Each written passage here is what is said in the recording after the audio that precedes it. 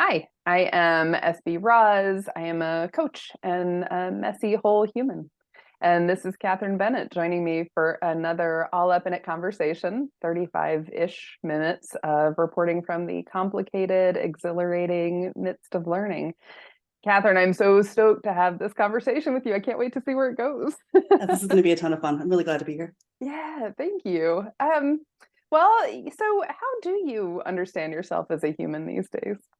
Yeah, that concept has really evolved a lot for me in the last 3 months. For a long time, I used to think of myself very much like an island, super hyper independent, have to do everything by myself.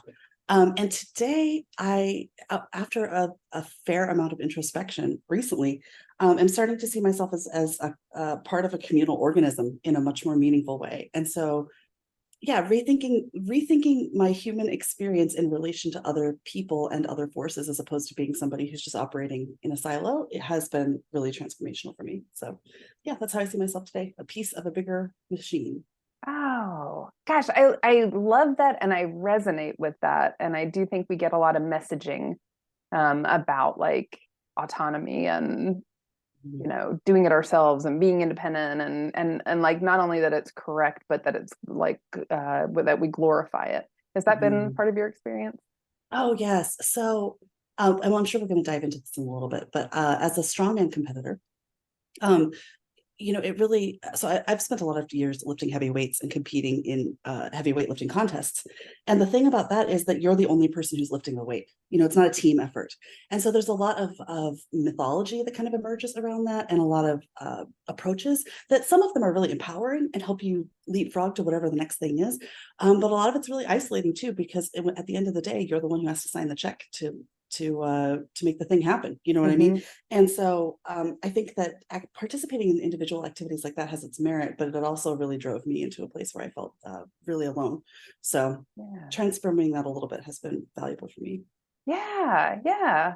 Well, so let me ask you what you've been all up in, because it sounds like it's maybe related to this sort of individual communal connection. Yes, yes. So recent activities that are relevant to this conversation. So I was living in Colorado from about 2016 until May of this year. This is 2023 when we're recording this. And I have been a competitive strength athlete for a long time, working out with the strongman community. I placed second in the nation in my weight class last year. And I, sorry, can we start that question again? Yeah, Okay. yeah. I lost the thread entirely. That's so wonderfully human. I lost the thread. Ask me the question one more time. What I've been up in. Okay. Yeah, that's it.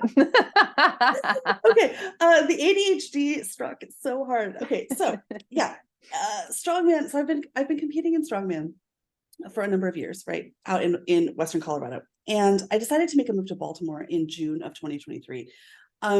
Because a lot of transformation has been going on in my life. So I got sick last year. I hadn't been able to train in about a year. And I had to give up my strongman pursuits, which had been at the top of my list of activities for a long time, right? Mhm. And so so I underwent this massive transformation when I started doing strongman, which included me getting sober and getting back in the gym and becoming proficient in my career. And I was like, I'm at the pinnacle. I'm at the pinnacle. I reached the top. Like everything's going great. And then I got sick and it felt like everything started crashing down. And so I had all of this stuff that I had built up and all of these achievements and all of this like credentials. And all of a sudden they just felt really inconsequential Mhm. because I couldn't play the game anymore. And so now I've had to be restructuring, like along with all this gender identity and like how do I fit into community with other queer folks and like all of these other conversations that have been coming up over this past period of time. Like also how do I view myself as somebody who's in the world as a strength competitor who just feels like they've completely failed because of this illness, right? So yeah, there's just what I've been in is like the thick of all of it. And I Yeah. thought I had it figured out. And then all of a sudden I got my knees kicked out from under me a little bit. And I do not have it all figured out. So Oh gosh, I so feel that, and it's so interesting to me, like that idea of having it all figured out sounds to me like feeling in control of it all. Is that what that means? oh yeah. Yeah, Yeah. that's a little on the nose there, friend. But I mean, Uh-huh. Seriously, isn't that what we all want? Isn't Yeah. that what we're all working so hard for, is to feel some semblance of control in these lives that are so outside of our control in so many ways? Yeah, absolutely. This is funny. When I was in college, I wasn't convinced that I was in the right major. So I went to go take a test of like, what should I be doing with my life? Like what Yeah. careers or like what options are there out there for me? Because I didn't feel like I was doing the right thing. And the test results came back very strange. They came back attorney, journalist, gardener, and military officer. Stick with me here, that there's a common thread. And I asked the career counselor, I was like, can you help me figure out what the common theme is on all of these? I'm not seeing it. She's like, oh yeah, control. Oh, You're control.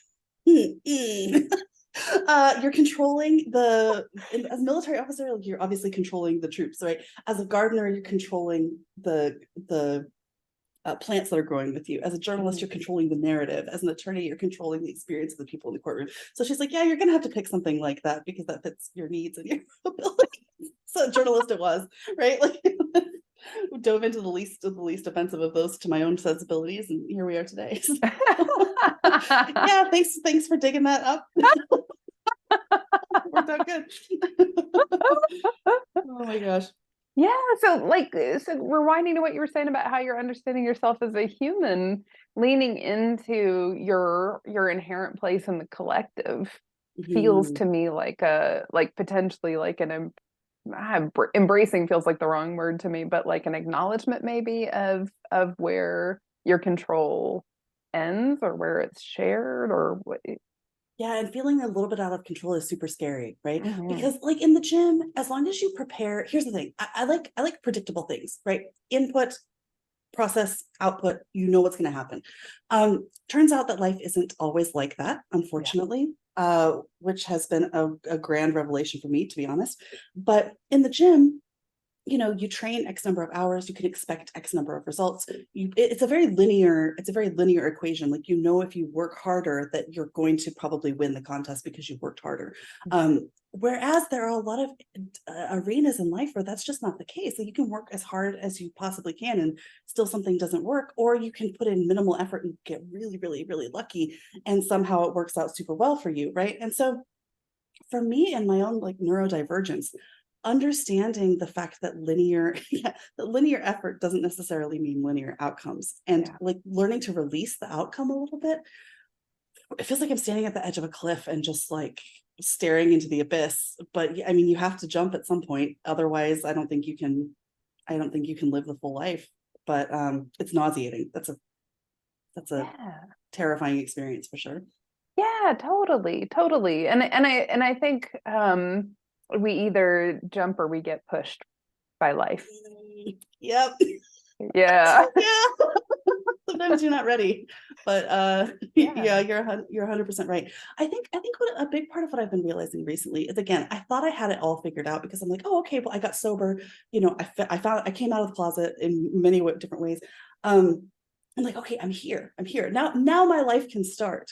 But it turns out that life is just the figuring out of, like, there's just more things to figure out now. I was a little pissed when I figured that out too. I was like, oh, wait, but now I'm socially responsible. Like, I pay my bills, I call people back when I'm supposed to call them back. I show up to my job on time, which, like, when I was drinking, those things were definitely not a given, right? Like, laundry being done was not a part of of my everyday commitments, right? And I'm like, okay, I'm meeting the minimum requirements. Now everything's going to be easier. Nope. Oh, I got the title, or I got the second place finish, right? All the stuff that I've been working towards. Now my book's going to start selling. Now my TED Talk's going to take off. Nope. Yeah. None of that stuff happened either. So yeah, I think relinquishing control is it's so difficult. And it's necessary for sure. Yeah. What helps you navigate that difficulty? That's a really great question. I think a big part of it for me is just learning how to be super uncomfortable. Like in the gym, I embrace discomfort in a really meaningful way. Like a big topic that we talk about all the time when it comes to working out is embrace the suck. It's like one of those military terms. And I think just getting closer to the source of your challenge, or getting closer to the source of your difficulty, as opposed to trying to run away from it. Because like when you pick up a really heavy weight, if you hold it at arm's length, you're not going to get the amount of traction as if you full on put it on your body and pick it up, right? And that's been something I've talked a lot about over the years. And I think it's gotten an emotional analog too, where you're like, you need to really get close to the source of discomfort. And sometimes, I was talking to a guy several years ago who's a strongman who has a foot amputation. Oh, wow. And he was like, some days that are just times that you have to sit alone in the dark. Mm-hmm. You have to. Yeah. There's as much as we are communal organisms, and as much as we like being around other people and asking them to help us and relying on them, there's a balance there where sometimes you have to be the person who sits alone in the dark and like thinks about the thing. Mm-hmm. And for me, that has been it's really comforting to know that other people go through that, because you feel a little bit damaged, or like something's wrong with you when you have those experiences where you're just, in the fetal position in your closet for like a couple hours and you're like, oh, Yeah. this doesn't seem like other people do this. But when you find out that that's normal, and getting really confident that you can get through the discomfort, that's been life-changing as well. Yeah, gosh. And I do think that's one of the like really horrible lies that our dorsal vagal nervous system tells us, right? When we go into like full shutdown, right? That part of us says like we're the only ones, right? And that we're all alone in all of this. And so the shutdown feels like leaning into that reality instead of sort of buying into a mythology, if that makes sense. So yeah.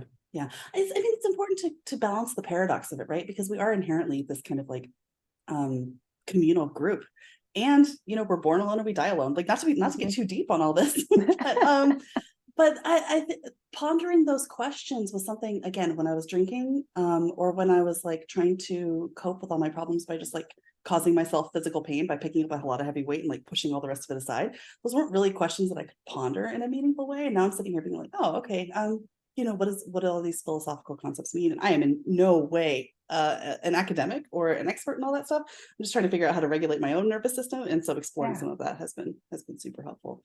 And like accepting the fact that sometimes you're going to be dysregulated, which really sucks, but it's probably not going to kill you. Mm-hmm. Yeah, you're just gonna again be in the fetal position in your closet for a couple hours. Right. And you come out and have some hot chocolate and everything's fine. So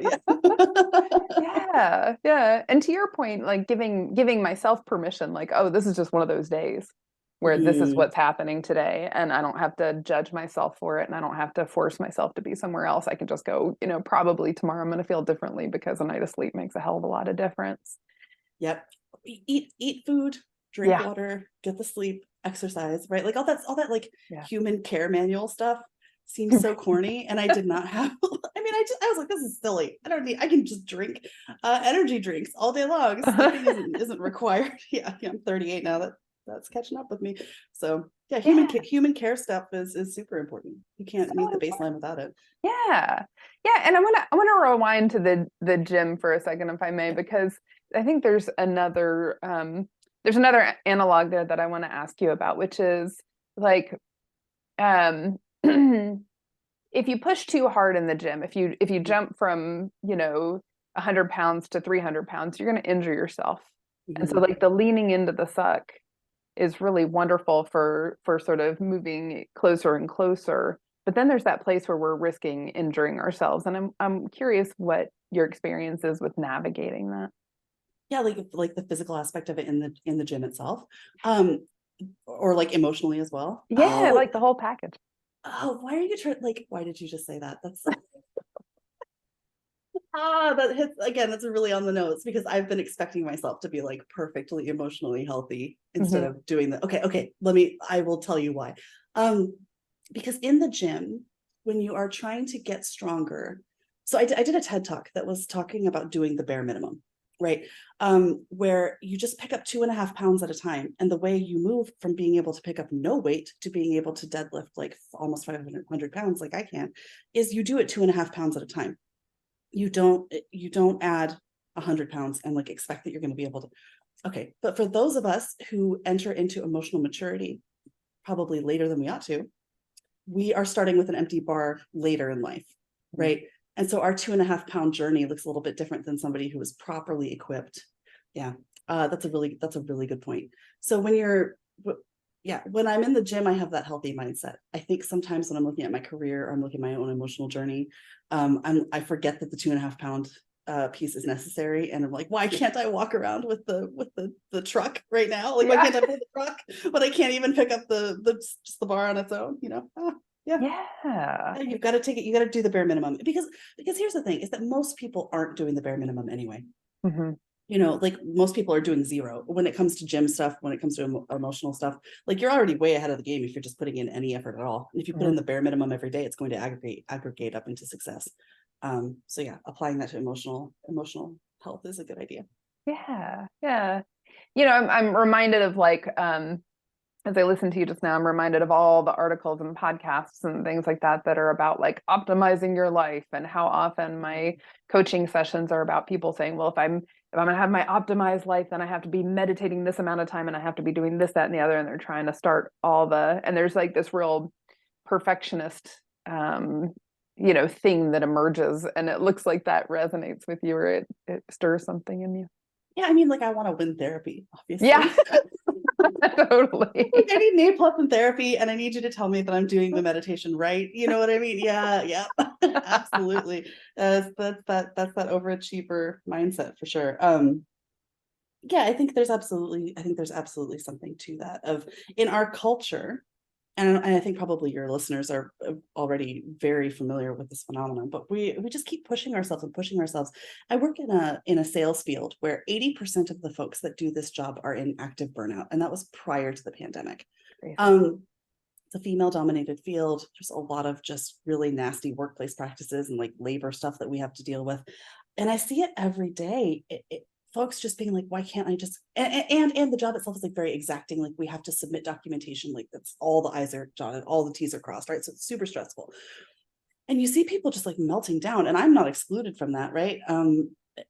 And yeah, to your point, like you meditate in the way that works for you, like exercise in the way that works for you, eat healthy in the way that works for you. I've learned that like for me, optimizing my life means paying somebody else to cook all my meals. I just get it delivered. Like I will sacrifice other aspects of, I live in 500 square feet, right? A very humble situation because I do not want to have to cook my own food. And if I need to trade that off, then I will. But there's this book called Pleasure Activism. Have you? I'm familiar, but I haven't read it yet.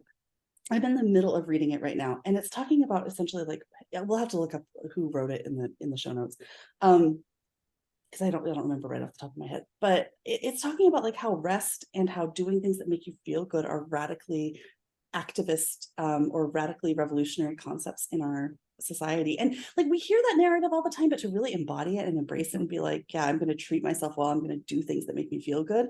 Woof. That's also nauseating. That's a moment where you're standing at the edge of the cliff, right? Like, because even for me, like strongman stuff was all about proving stuff. Like, okay, I would tell people, like, oh, it makes me feel really good. No, it doesn't. It hurts. My body hurts still from doing it. And I haven't done it in a year, right? Like it hurts, and it helps you manage your emotional stress if you've got like a lot of energy, but it doesn't like soothe you or make you feel good. It just activates you more so that you can attempt to regulate. But there's an end point to that. And I ran right up against it, So yeah. Gosh, I'm reading this feels really random and I didn't expect for it to come to mind, but I'm reading this Herman Melville book right now because whatever, all these thinkers I trust were like, he's such a great philosopher. I'm like, well, let me go check that out, right? And and in this story, this European guy gets stranded with some inhabitants of a Caribbean nation, I guess. Anyway, he keeps referring to them as savages, right? Because written in whatever 19th century. But like one of the things that this character keeps marveling at is like the joy and the ease and the play of these people, and he perceives it as naive, right? And I think that we've really kept that idea going, right? To your point a moment ago, we talk about ease and we talk about rest and restoration, but what we model for each other and like there's sort of the structures that we've created have nothing to do with that. In fact, like the structures make it incredibly difficult to actually like embody that, to your point. Yeah. Well, and we buy this crystal, buy the meditation sessions, right? Pay for and we can dive into the challenges that capitalism provides in this way as well. There's a lot of people who know a lot more about that than I do. But yeah, I feel like performative self-care is absolutely becoming a thing. So how do you, and again, like we all start on the journey somewhere, right? So we all like enter into conversations about race or about self-care or about the patriarchy. Like we all start somewhere, and it's like, okay, I bought this crystal, now everything should feel better. Right? Like some people stop there, right? And that's fine. But thinking about how that impacts, like how those impacts resonate through different domains is super important. So Yeah. and like how to do it meaningfully, because we're sold a lot of ways to do self-care. And bubble baths and tea drinking doesn't do it for me personally. So I'm always out there on a quest trying to find something that's better than what the magazines tell me, Yeah. What have you been discovering on that front? Have you found things that work for you, especially in this vacuum of weightlifting? Yeah, I struggled for a lot. Like honestly, I was so sick for the last maybe like 8 months prior to moving here to Baltimore, that I could hardly get off the couch, if I'm honest with you. So that was I didn't have a whole lot of self-care routine. It was a lot of just wake up, do the work, go back to sleep. Like it was just a lot of sleep. Yeah. But over the last couple months, what I have found that really works for me personally is sound bath. Oh. Yeah, my buddy recommended this. She is out in Utah, has this kind of like fun little woo-woo community, and it's like, listen, because I'm not woo-woo at all. Or I hadn't been. Okay. I'm very skeptical. Like, is there scientific basis for this? Right. And she's like, just go to the sound bath, just try it once and see what you think. And like the first time I go, I had this like they go, okay, you might experience visions. And I'm like, okay, it's a crystal bowl with a mallet. I really don't think, like, thank you for that warning. But, and of course I had a vision during my, yeah, thank you. Immediately humbled by that.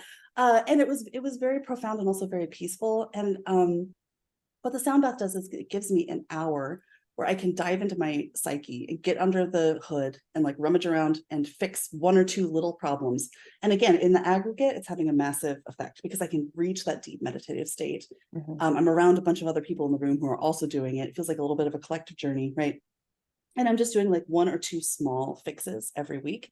And it's really starting to build up. The other thing that I absolutely love right now is acupuncture. Oh, yeah. For anxiety. Like again, I don't know how any of this stuff works at this point. I am so old and so tired. I do not care. Like, does it make me feel better? Yes, I'm gonna go do it. Yes. So I don't have any inquiry around it. I just think acupuncture is rad. It has really, again, helped me kind of take these fearless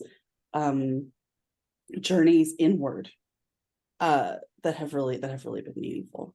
Yeah. And I think a part of what I'm trying to do right now as well is I was just thinking about this morning in preparation for this podcast of like the concept of the external critic versus the inner critic.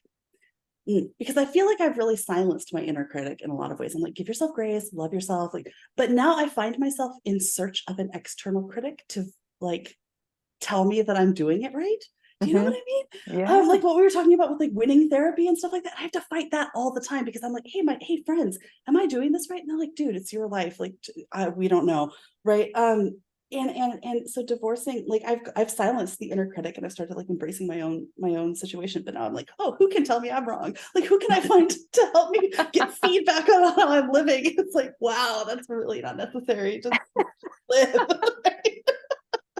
So anyway, yeah, those are the thoughts as well. I could not have said that before this very moment, but I totally do that. I'm like totally looking for coaches and therapists who'll be like, here's how you're really, making a monkey's breakfast of this thing. Just tell me how to do it. Like I'm very good at executing the steps, right? But the sad thing is that there is no, again, the control piece. There's no manual. And I mean, like places like AA, there's manuals for very specific stuff. But when it comes to like the overall experience, I was very dismayed to find there was no manual. Yeah. Like, no checklist, no steps to this is how you win. Right? Yeah. Yeah, it sucks. Oh, this is beautiful though. This is so you've been exploring that. There's a psychologist whose name isn't coming to me who's been hanging out with the Dalai Lama on like for the last 40 years or something. And he talks about a respectful not knowing or something like that with a lot of what the Dalai Lama talks about on spiritual planes. And I hear you describing that with the acupuncture and the sound baths. It's like, yeah, I don't really know, but like there's an effect there, and it's an effect that I need and want. And so cool, like rolling with it. And I'm with you. Like, I don't understand how the universe works. Like, I try to read about physics and I don't understand it, but like, it's fun to try. And either way, if our perception is one of comfort or soothing or rest or restoration or capability or bandwidth. Yeah. Yeah. For it. For a lot of years, I just had so much energy that felt like it needed to bleed out. Do you know what I mean? Like, that's why the weightlifting really, I mean, I'm not digging on it. It really helped when I needed it too, right? These things all keep you alive when you need them. And so it helped. It was like a pressure release valve for me. But I realized that like, once all that pressure is gone, you've got to fill it back up. And it took me 5 years. Like, let's just be clear, it took me 5 years to decompress after I got sober, which is, that's, I don't know if that's true for everybody, but it took me 5 years to get all that energy out. And now finally be able to focus and feel like, okay, yeah, I'm ready to do the emotional work, do the inner child work, and do the, just kind of embark on those journeys. Which it's been really interesting. But I think also in this, like, just giving yourself the time and space to understand that, like, growing up is a process. Like in AA, they teach you time takes time. There's no way to get 5 years sober faster than 5 years. You can't rush it. You can't go faster. You can't skip ahead. You have to wait 5 years, and you have to wake up every day and stay sober. You have to pick up 2.5 pounds at a time. You have to go to sound bath every week for a year and see how that helps you, right? You have to hang out with people and build the community, and you can't turn on a switch and have the babysitters club surrounding you, unfortunately. And I think learning that has been really challenging in our environment that always says, like, you got to go now, we need it now. And balancing like the business aspects of that with the personal aspects of it has been really, so that's what I'm doing right now, I guess. Yeah. Wow. I could keep going with this for so long. This is so much fun. And I'm going to be mindful of our time, and just, gosh, thank you for all that you've stirred here, and ask you before we wrap up, if there's a nonprofit or an organization you'd like to shine a little light on. Yeah, so the organization that I would love to bring some more light to is the Baltimore Abortion Fund. Right now, again, we're recording this in August 2023. They are looking for board members. And the Baltimore Abortion Fund is, on the East Coast, we are losing abortion access pretty rapidly. And they are one of the organizations that some close personal friends are deeply involved with, and they offer financial support and practical support for folks who are in challenging situations when it comes to their reproductive health from end to end on that. And so they're doing a lot of really great work. It's baltimoreabortionfund.org. We definitely want to be supporting them because they're kind of a bastion of that service in our rapidly contracting world. And so, yeah, love the Baltimore Abortion Fund. Oh, beautiful. Thank you so much for shining that light. That's so important. Absolutely. And Kathryn, thank you so much for coming and having this all up Bennett conversation with me. What fun. Gosh. And It was great. Yeah, thank you. Yeah, thank you for your transparency and your willingness to share. It's a big ask that I make here. You make it easy, my friend. That's great to hear. Well, I wish you, and I wish me, and I wish everybody watching and listening ease and joy in the midst of whatever our learning curves.